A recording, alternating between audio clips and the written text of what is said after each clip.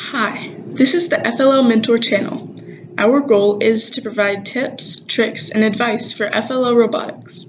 Please support this channel by subscribing to us on YouTube and following us on Instagram and Facebook.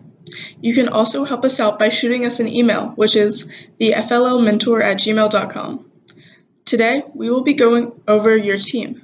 We'll be discussing how to pick the right team, how to strengthen your team member roles, and also some activities you can do to increase productivity.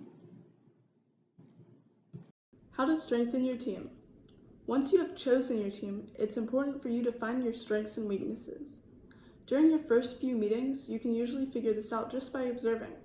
You might also need to recruit some of your friends if you lack skill in a certain area. One thing that I'll be discussing a lot in this series is how much time you spend on each aspect of robotics. I personally recommend 35% on the robot and the robot design, 35% on the project, and the last 30% on the core values. Team building exercises can go under any of these, but most likely will go under core values. I'm going to provide a few fun things you can do with your team to help build it, but I will also encourage your team to find their own activities. Teammates and coaches, please make sure that these activities are actually productive. So our team did things like swimming together and playing board games, and we even tried the missing chair challenge. And we also had the opportunity of traveling with each other, not only to the state and the world competitions, but we were actually invited to go on a trip to Boston because of our project one year. It's difficult from transitioning into the mindset of being friends to essentially being coworkers. So at competitions, the core values challenge is usually secret until you actually enter the judging room. It's usually some sort of game or activity that involves working together with strategy. One benefit of having a smaller team is that usually everyone can have a very important role in these types of activities. Usually in larger teams, some team members will just have to basically stand on the sidelines the whole time, and only a few will actually have a hands-on role.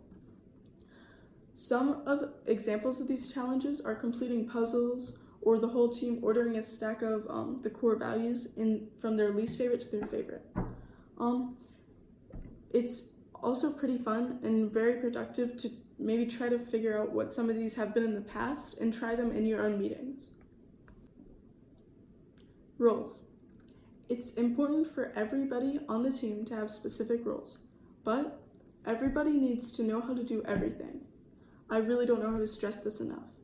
It might sound weird, but everybody needs to be able to set up the robot, everybody needs to be able to explain the project, explain the code, so on. The judges really look for this. I mean, not only is this something you're judged on, but it's a good idea anyways. One example of why this is important is in maybe the robot design. In the robot design, usually I'll talk about this in the robot video later, but there's many things that go into designing your robot, and sometimes only some team members know anything about this, and judges are looking for what did everybody work on. So make sure that everybody in your team knows everything that everybody else does. In my team, we had 4 people in our last season, and everybody was the best at 1 or 2 things, but our strategy was that we made sure that everybody at the end, right before a competition, knew how to do everything. So even our least experienced programmer understood all of our complex programs, and that was very helpful, and the judges appreciated that. Coaches, your roles are also important as well. A coach should never provide solutions or answers to a problem, but instead you should help guide your team to finding those solutions. It's important for coaches to oversee the behavior of the team, but please make sure that you're not making decisions for them. I know many coaches from going to robotics tournaments, and the successful teams have coaches who are helpful only when teams require it. I also know coaches who basically just do the work for them, and it's very disappointing to show up to a competition having worked hard, and you can tell that all the other teams, their coaches made the posters and the robots. So please understand your role as a coach because it's very important. One last thing that I will discuss is discipline. This is extremely important. Our team actually had some problems with getting along with each other at the beginning of the season. So we created a set of simple rules together, and we all made sure to agree to everyone. Not only did this help us stay in line, but it was also good for all of us to have that conversation so we could understand concerns we had. Even if your team doesn't have any problems, I would still recommend coming up with a set of rules. But coaches, your role in the team also requires you to have discipline.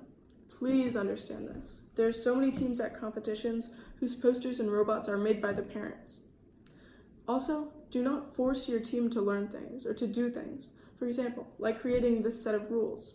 Show them videos like this or explain to them why something like this might be important to do and try to guide them to make the right decision, but please never force them to do anything because really you're just doing the work and making the decisions.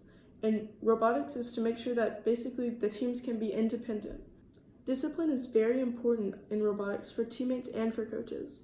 Try to help the whole team understand this as quickly as possible. I hope this video has helped you learn about how to pick the best team, how to strengthen your team, and the roles your team members should have.